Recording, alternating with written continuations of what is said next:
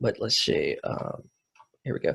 Now, 2018, we know there was just a tax plan, and this isn't a political discussion, so I just want to tell you real quick, like what my opinion about how this is going to affect me and you, because that's all I care about is how it's going to affect my business, right? I care about how much money I'm going to put in my pocket at the end of the year, or how much I'm going to have to pay in at the end of the year, but I really care about my business and your business. So 2018, this new Trump tax plan, I don't care if you're a Trump supporter or not, but what it looks like is a lot of people out there are going to put more money, like middle class people are that have a regular job, they get paid, W-2, they have a regular paycheck on Fridays, that sort of thing.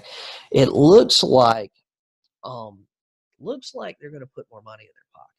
So I was talking to a lender that's a really good friend of mine that's here locally, and he was telling me about his wife and her job, and she's just got a regular job. She makes like $38,000 a year, and that's what your average buyer is going to be a middle class. Not many people are looking at $1 million homes. You know what I mean? If we only work with $1 million homes, we probably wouldn't sell a lot of property.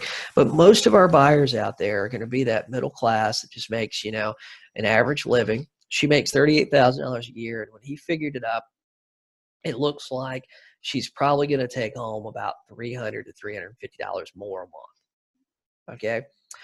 And me and him were talking about how is this going to change financing. And I want to share those thoughts with you guys because I think it's really important.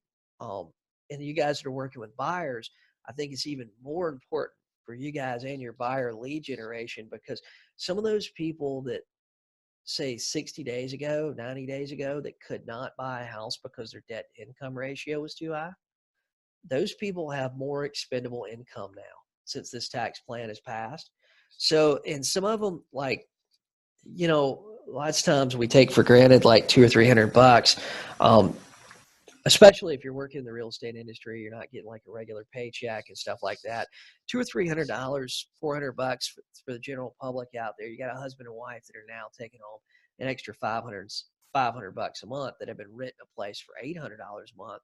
All of a sudden, man, they can afford to pay down some debt, and they can afford to, pay a mortgage, maybe $800 a month. Before, it didn't get them what they needed, and they couldn't afford to pay anymore, but now they got an extra $500. Guys, this is going to bring back to life those old buyer leads that you're getting, and those friends that you talk to that really couldn't afford a house last year. They got an extra few $100 a month. Now they can afford the house, that they want. So guys, keep that in mind. Like, a lot of those old buyers that you talked to last year that were having problems with debt to income ratios, maybe their credit score wasn't where it needed to be because they need to pay off something old. 2018, since this tax plan passed, and when it goes into effect, these people are going to have some discretionary income they can pay down that stuff with, or that they can pay, maybe $800 a month, got them the house they wanted, but they couldn't afford, like upkeep, insurance, taxes on it, things like that.